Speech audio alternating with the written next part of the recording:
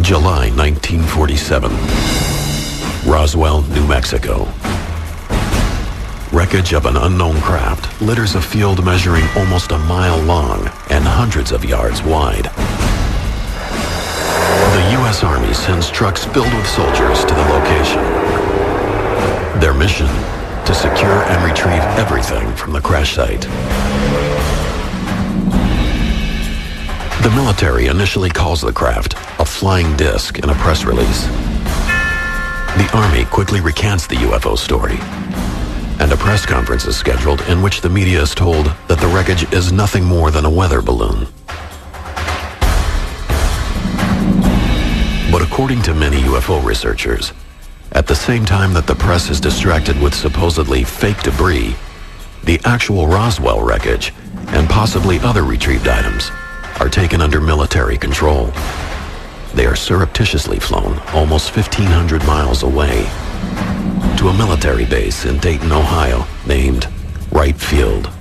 According to UFO legend, its precise destination is a hangar on the base, Hangar 18. We know that stuff got shipped to Wright because of the testimony of the people who were involved in the shipments on both ends. A declassified FBI document dated July 8, 1947, the same week as the Roswell crash, also provides ties to Wright Field. The object found resembles a high-altitude weather balloon with a radar reflector. But that telephonic conversation between their office and Wright Field had not borne out this belief. Disc and balloon being transported to Wright Field by special plane for examination. Soon after the Roswell debris arrives, the class of 1947 from the military's elite airman training facility, the prestigious Air War College, is flown to Wright Field to investigate. One of the officers on scene is a battle-tested hero of World War II, a fighter pilot whose reputation earns him the nickname Black Mac. But nothing would prepare Marion Magruder and his classmates for what they would witness at Wright Field. It would change their lives forever. He saw metal that was very pliable, that you could wrinkle up in your hands, and then it would go right back into shape, and it was very light, and yet you couldn't tear it apart. He saw parts of wreckage of what were extraterrestrial craft. He saw bodies, and he also saw a living being. He said that it was childlike, very thin, with an oversized head, and long arms with 4 digits. My father referred to the fact that we killed it. I'm sure we did not do it on purpose, but they were experimenting, and obviously we did not know how to make this entity live.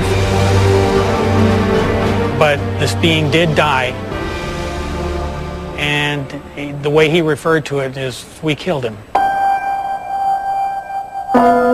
According to his son Mark, Lieutenant Colonel Magruder and his classmates are sworn to secrecy under threat of court-martial. Because of this, he keeps his secret for 50 years, even from his family. But in 1997, his health fading, Black Mac begins to open up to those closest to him. I said, Dad, are you finally going to tell us what you know so that we will know? And at the time, he said it was an awesome secret to carry all of his life, to know that there were more than us on this earth, and to not be able to tell anybody.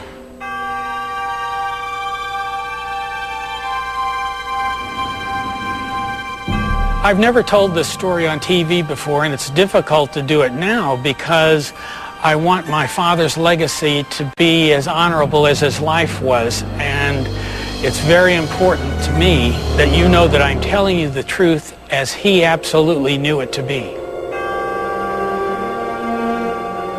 He just needed to let us know, his children know, that we weren't alone.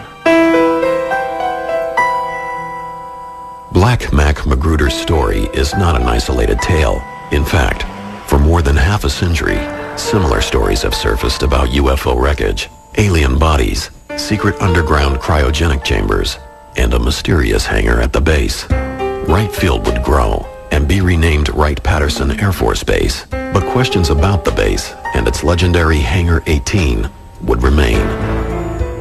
Hangar 18 has always been a mystery at Patterson Air Force Base.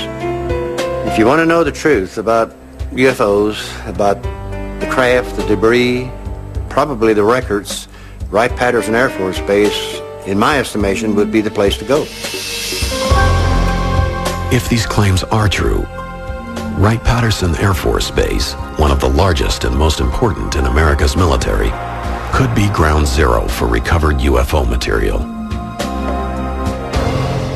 All the information I have from all my sources says it was shipped here, and the people who actually worked at Wright Patterson, who actually wore a uniform here, said it was here. Wreckage, entire pieces of the craft and whole sections of the craft, bodies were brought in. In fact, bodies were brought in on a regular basis from a number of different crashes from Roswell on. Not only was debris from many UFO crashes allegedly shipped to the base, but from the late 1940s until the end of the 1960s, all reports regarding UFOs were conducted at Wright Patterson for the military's official UFO investigation, Project Blue Book. Wright Patterson evolved into one of the most talked about bases in UFO lore. However, the Air Force's description of the base is much different. Really what makes Wright Patterson unique is we are by and large focused on tomorrow. What is tomorrow's Air Force going to look like? What kind of airplanes will we fly? What kind of weapons will be on those aircraft? What kind of technology will be in the cockpit? We have the Air Force Research Laboratory here. We buy all of the aircraft in the United States Air Force through the offices that are here. We are responsible for all of the flight tests, all of the science and technology. We're also responsible for all of the major intelligence that's done for air and space. Some of the research that goes on in technology may be classified because we're trying to protect the technology that we develop to make sure that we provide our soldiers and our airmen the best advantage.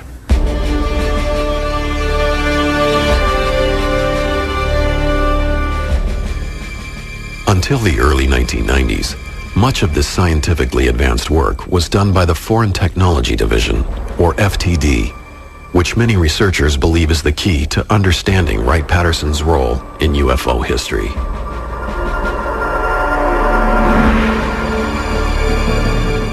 The Foreign Technology Division was the Air Force unit that was responsible for scientific and technical intelligence as it applied to the air and space and missile capability of mainly the Soviet Union. They were there to prevent technological surprise.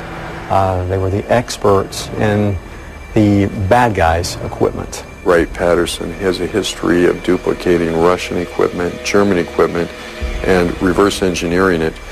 Why would they not do the same thing with extraterrestrial technology? And so there's no question in my mind that's exactly what we're doing. Coming up, a second major UFO recovery and a second secret trip to Hangar 18. You saw two bodies through the porthole slumped over.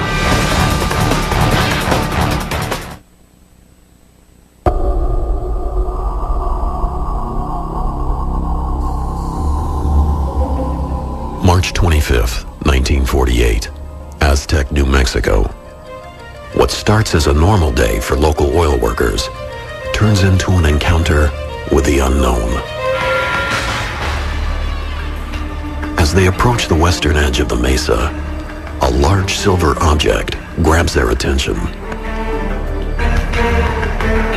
When the oil workers got to the mesa, there was a disc approximately 100 feet in diameter.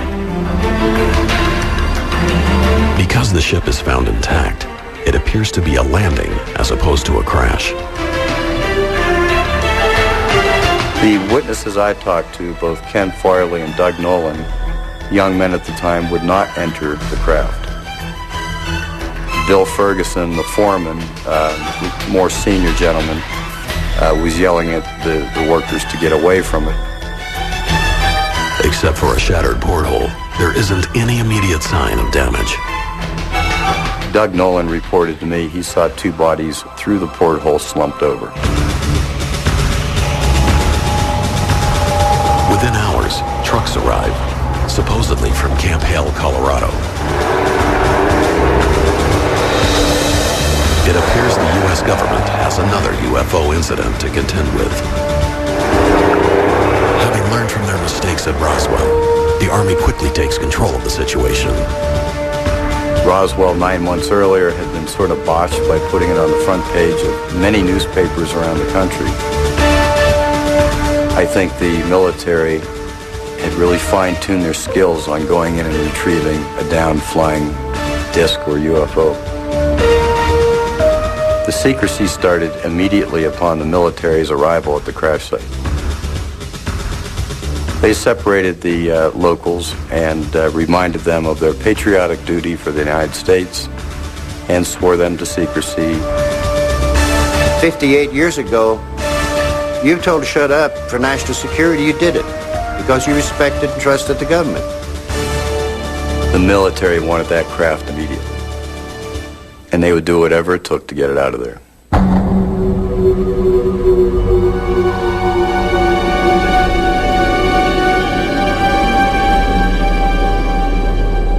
According to the eyewitnesses, the Army recovers between 14 and 16 badly burned alien bodies from the craft.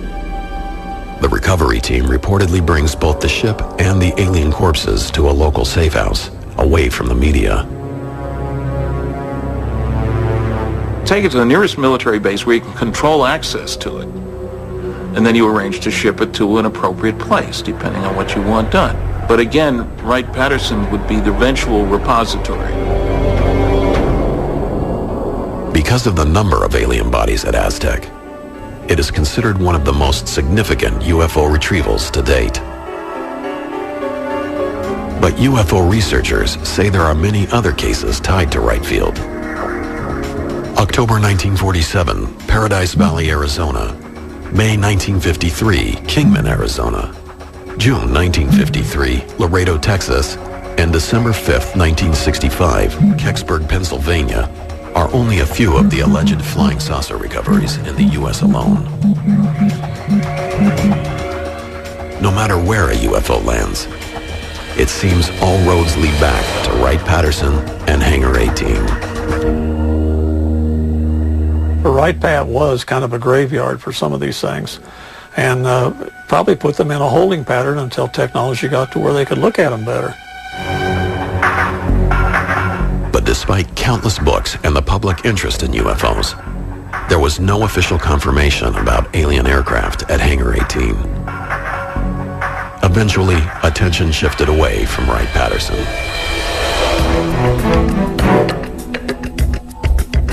Interest was revived, however, in 1978, when UFO researcher Leonard Stringfield gave a speech at the annual Mutual UFO Network, or MUFON Symposium, coincidentally held in Dayton, Ohio, Wright Patterson's home. Len was doing things in this field that nobody else had done. He actually had developed a number of people that were leaking information to him. They were given testimony on things that they had seen and done. Not just one person, but a whole entourage of people that he developed a trust where people knew they could trust him and he wouldn't expose them, and they could give him the information and he could correlate it with others and determine what's real and what isn't. Stringfield wrote several books on the subject of UFO crashes and their retrievals. Because of the secrecy involved, many of his sources didn't want their full names published for fear of losing their top secret government jobs.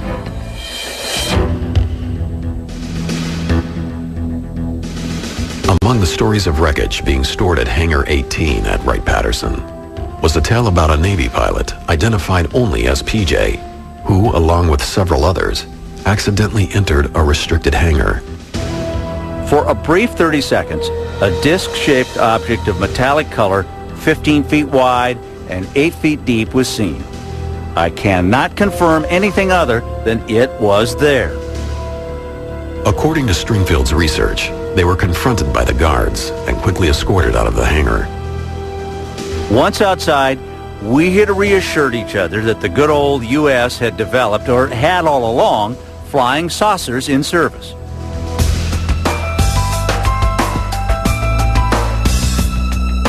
As these stories started surfacing, other witnesses came forward. UFO researcher and Aberdeen, Washington police detective James Clarkson located June Crane, a former employee of Wright Patterson from the Roswell era. She agreed to sit down with him for an audio interview in 1997, and Clarkson has consented to allow the History Channel to air this interview for the first time on television. Crane's story dates back to the early 1950s. According to the documents she supplied to Clarkson, she was a clerk typist with access to top-secret information. One afternoon, a lieutenant surprised her with a piece of unusual metal. And he threw it on my desk, and he says, "June, you're a good wrecker. Tear that thing apart. Break that up."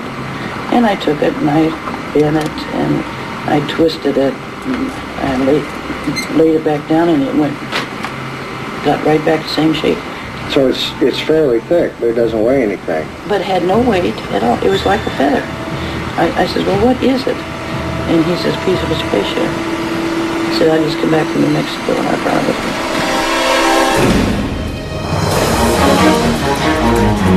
Next, from debris to aliens, June Crane's story takes a surprising turn. He called them little green men.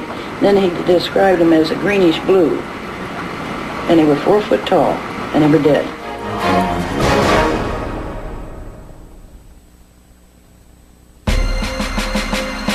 It is the early 1950s. Wright-Patterson Air Force Base is at the center of America's high-tech war effort and the Air Force's most sophisticated technology.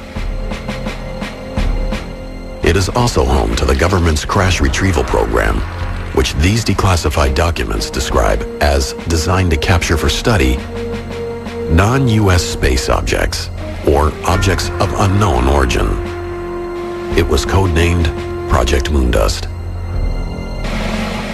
Items retrieved by Moondust were then shipped to the Foreign Technology Division at Wright-Patterson. Project Moondust had to do really with us collecting space junk, things that would be falling out of the sky when a Soviet satellite fell, when a piece of a Soviet missile or a space launch vehicle landed in an area that we could get to. It was important to glean as much of this equipment as possible so that we could study its technical makeup, its structure, and the components and so forth. It was not uncommon for examples of foreign air, space, and missile technology to be brought back here to Wright-Patterson, even fragments of them, if that's all that could be located. The situation is the same. Here's an unknown aerial vehicle coming down. Let's keep people away from it. Let's grab the wreckage ourselves, and let's lie about it so nobody knows what we've done. Standard practice. And it doesn't matter whether you're talking about airplanes or saucers.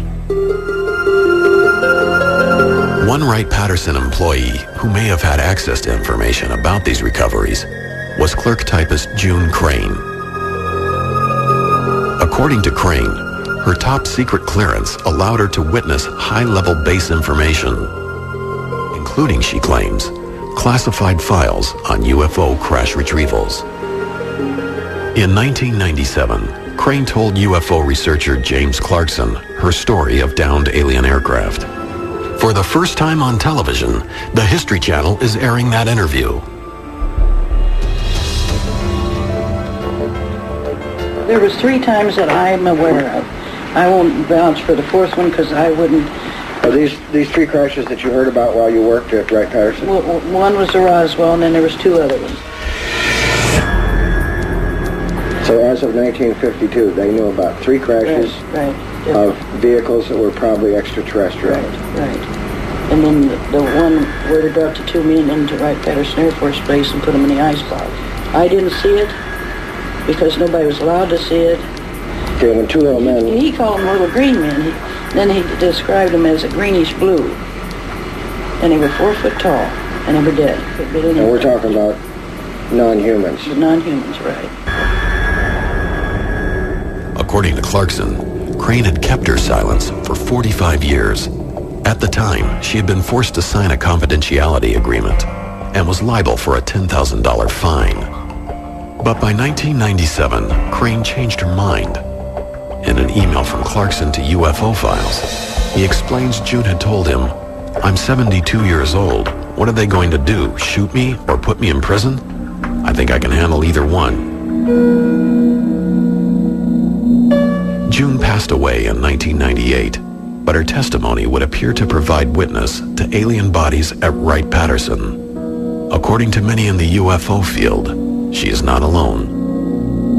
I have talked to a number of people and interviewed a smaller number at some depth who have said that there were bodies at Wright Patterson Air Force Base and bodies recovered from Roswell. And remember, Wright Patterson did have the capability of providing low temperature storage for biological specimens. They had an anthropoid laboratory there, apes and monkeys and stuff like that. That's a great cover for aliens as well.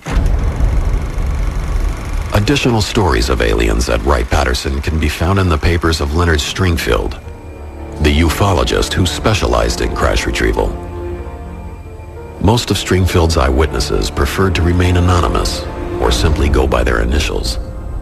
One of them, an unnamed former naval intelligence officer, claims to have been present when alien bodies arrived in 1953.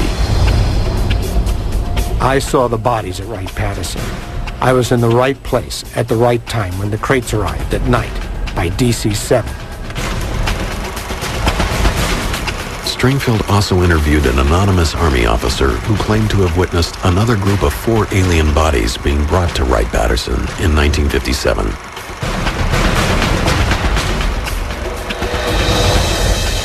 According to the general, the 4 bodies, approximately 5 feet in height, were sent to Wright Patterson Air Force Base, where he had seen them in a deep freeze morgue, kept at approximately 120 degrees below zero for preservation.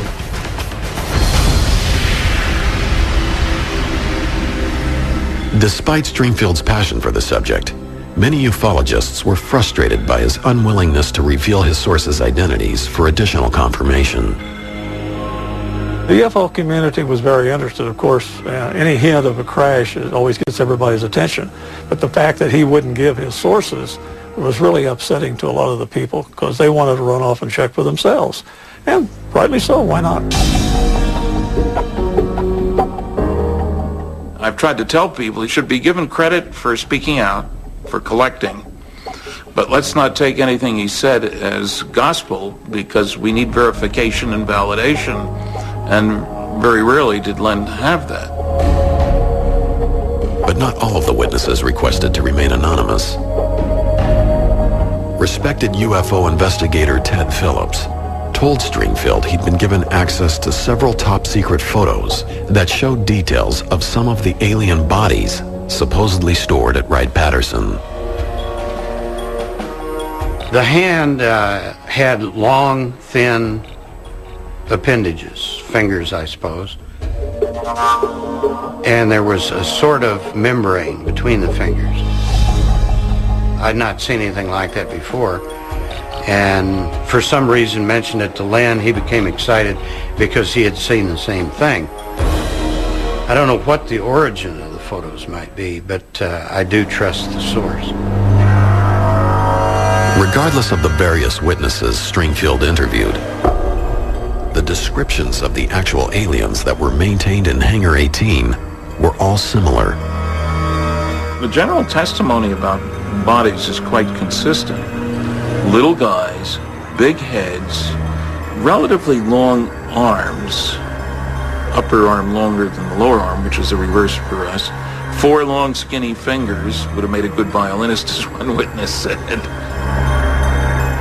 Slit for a mouth, no visible teeth, not really a nose, but 2 little holes, holes for the ears, big eyes for body size, short guys, little gray men if you want, not green, gray. I have heard that there were live aliens kept alive for a certain period of time, maybe years after Roswell, let's say. Now, they would certainly have done all kinds of testing on them. If you hit a body of an occupant of a crash-flying disc, you would definitely autopsy it and try to figure out how its physiology was different than that of humans, how its DNA was different than that of humans. In some pretty advanced investigations, I'm sure. Now, if this was coupled with analysis of test results from live aliens, then you'd really have a very exciting biological study project.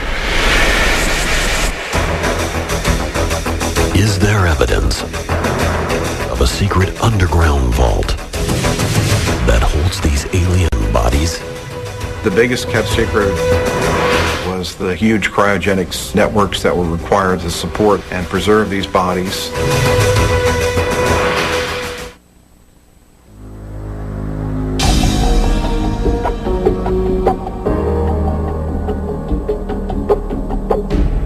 Wright Patterson Air Force Base is a vast military complex.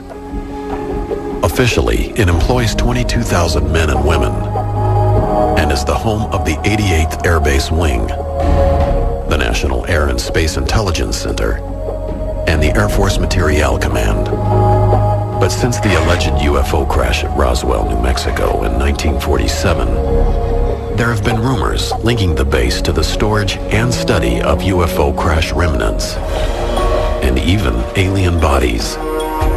The military says none of this is true, but those who've studied it say Wright Patterson is large enough and secure enough to hold a multitude of secrets.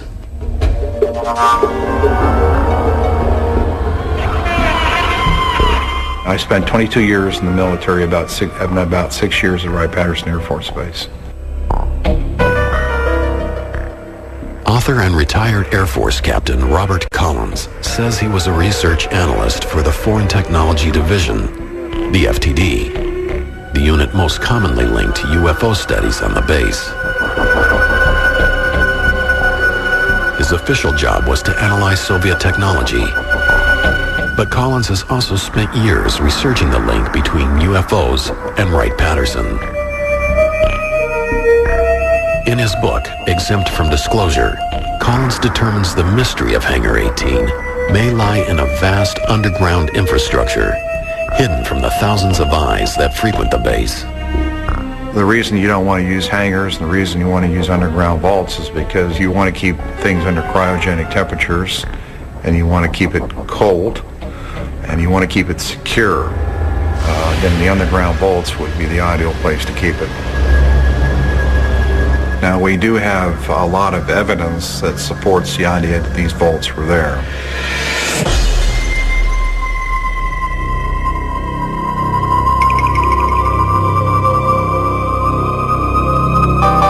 This underground structure was enormous and huge, long tunnel areas that connected these vaults.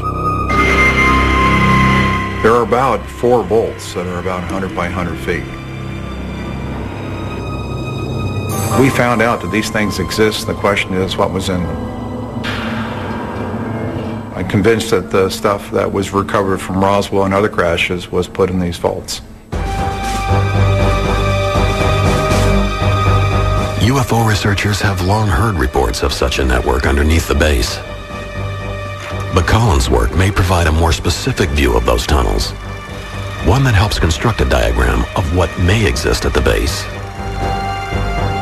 According to his research, there is a Building 18 complex instead of a Hangar 18. The structure he found that fit the description is the neighboring building, number 23. Collins claims it was previously known as Hangar 23. Now, the way I understand it, that back in the early 50s, sometime, perhaps between 51 and 53, a craft was brought in here. The floor of the Hangar 23 was removed, and this craft was put in the basement of the hangar, and then the floor was covered over the craft. And then there was a vault area in Building 18F with a tunnel that was constructed and built over to Hangar 23. While it is possible that Building 23 was the legendary Hangar 18, most researchers have continued to focus on the importance of the underground tunnels. Wright Patterson Air Force Base is honeycombed with below ground level facilities. These pits were dug in various configurations and were deep enough to where, if covered over, would have made an ideal remote examination laboratory for somebody trying to examine alien artifacts that had been recovered elsewhere. By interviewing various Air Force personnel who were supposedly granted access to the top-secret underground vault, Collins felt he was able to confirm many of the rumors. The biggest kept secret was the huge cryogenics networks that were required to support and preserve these bodies. And I understand it was quite extensive. There were huge cryogenic storage tubes that these so-called 3'4" or 3'6" aliens were kept in these canisters under cryogenic temperatures. What actually lies beneath Wright Patterson may be impossible to confirm. The Air Force Base operates under the highest security, keeping access to the base and these vaults secret from almost everyone, even their own. The secrecy goes all the way to the top. It's a question of absolutely the highest level of classification that exists in the United States government as far as I know. A formerly classified memo from mid-July 1947 points to FBI Director J. Edgar Hoover showing immense interest in a retrieved craft and his frustration about being kept out of the loop. We must insist on full access to disc recovery. The Army grabbed it and would not let us have it for cursory examination. The memo was written just days after the Roswell, New Mexico wreckage was taken to Wright Field. If J. Edgar Hoover couldn't get access to the contents of Hangar 18, how high did the secrecy go? In a 1994 interview with Larry King on TNT, Senator Barry Goldwater detailed his attempt to visit Hangar 18. I think at Wright Patterson, if you could get into certain places, you'd find out what the Air Force and the government does know about UFOs. Reportedly, a spaceship landed. It was all hushed up. I called Curtis LeMay and I said, General, I know we have a room at Wright Patterson where you put all the secret stuff. Could I go in there? Well, I've never heard General LeMay get mad, but he got madder than hell at me, cussed me out and said, don't ever ask me that question again. How much was there, we don't know. Whether it was just documents or specimens or pieces, nobody knows. But the story dates back to Goldwater, and I think there's almost no question that it's a very true story. Next, unexplained lights over Wright Patterson have Dayton on alert. Are they proof that there are UFOs on the base? Two policemen chased it. They felt it was heading for a Wright Patterson Air Force Base.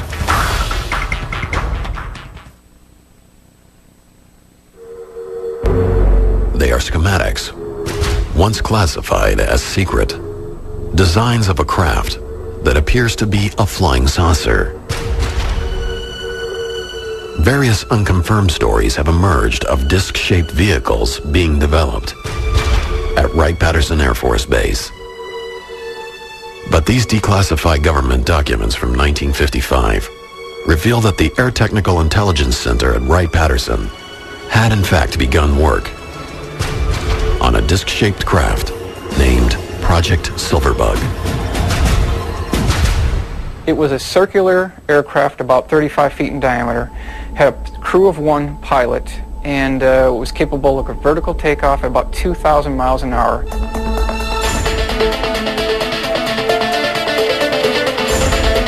There are witnesses who swear it eventually flew, but most accounts state that Silverbug probably remained on the drawing board. But Project Silverbug wasn't the only example of the military's interest in disc-shaped vehicles. 11 years later, a former pilot who was walking through the hangars at Wright Patterson during a reunion of his squadron, the Flying Tigers, says he accidentally saw a similarly designed aircraft. Mr. Warren Botts, who had an inquisitive mind at the time, was going through these different hangar bays. When he got to hangar number 4, Bay E, he went through the doorway there. There was an armed guard at the facility who did not see him in the beginning. He started approaching the port main landing gear to investigate it, and that's where the guard stopped him, questioned his authority, and told him he was not supposed to be in there. But he did see a very large monster, his words, of an aircraft that was 116 feet in diameter, at least 12 feet off the hangar floor. Although the name of that specific project has never been disclosed, the U.S. military was apparently interested in a craft that could have looked like this. With Wright Patterson's history of reverse engineering foreign technology, is it possible that some of the military's advances were gained from retrieved UFOs? I think we've made a great deal of effort to learn bits and pieces based on both the recovered wreckage and the instrument data from tracking UFOs. I don't think we've yet learned how to duplicate that technology overall, that is to build something that could fly the way saucers or motherships do. If you're given Christopher Columbus an unlimited budget in 1493 and a nuclear submarine and say, Chris is your reward, here's this great nuclear submarine and an unlimited budget, I need 2 more of these. Could he have built one? Not a chance. Summer 1980. Mysterious lights fill the night skies above Wright Patterson Air Force Base. Newspapers and countless eyewitnesses report the aircraft was unlike anything they'd ever seen. The main reports we saw was the object was moving up and down, was brightly lit, it hovered for long periods of time, and some people said it seemed to disappear over Wright Patterson Air Force Base. But the biggest thing that gave us what we felt was the conclusive evidence that was something from Wright Field was when the 2 Middletown policemen chased it. They chased it for a long ways towards Dayton, Ohio, and then lost it in an area where they felt was heading for Wright Patterson Air Force Base. Wilhelm, a retired Army Master Sergeant and UFO investigator, suspected the military may have been secretly testing the newly developed Harrier jet on the base.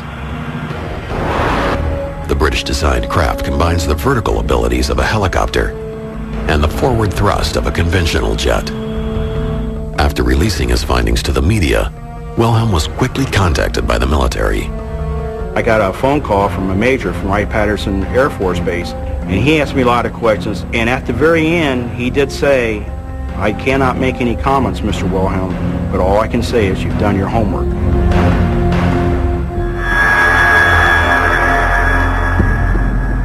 So a lot of things that people think they see that's strange doesn't mean that it's a craft from another world. Most of the time, it's our military developing some of our technology, which we need very badly. And it's the reason why they don't say a whole lot. And I commend them for them, and I back them up 100%. The Harrier incident raises another possibility about activities at Wright Patterson. Perhaps many of the legends about Hangar 18 are actually a cover-up for top-secret military programs. I think it's important to keep in mind that the government, in association with Air Force OSI Counterintelligence Division, would really like to extend the alien myth as a cover to hide their own deep black programs. Well, it means that they want everyone to believe that what you're seeing out there is extraterrestrial, and we do not have the technology to duplicate what we're seeing in the skies. I think to the extent that they can confuse or disinform folks about flying discs and make it look like a terrestrial innovation, the more they'll do that. It's in the government's best interest to distribute disinformation if you want to keep a secret. The debate over Hangar 18 and Wright Patterson Air Force Base may never be completely resolved. I would say upward of over 80% convinced that it's true. There was wreckage there. There were bodies brought there. Research was done here up to maybe 81 or 82, and then they packed everything up and moved it because of security leaks. That's when all the little stories about green men ceased, about that time frame. Most researchers speculate that any work being done involving UFOs at Wright Patterson may have been relocated to another top-secret base, Area 51, the mysterious airfield hidden in the Nevada desert. Area 51 developed because of its location, away from anything. And Wright Patterson is in Dayton, Ohio. It's in the middle of a major town. So I think Area 51 would have been the ideal location.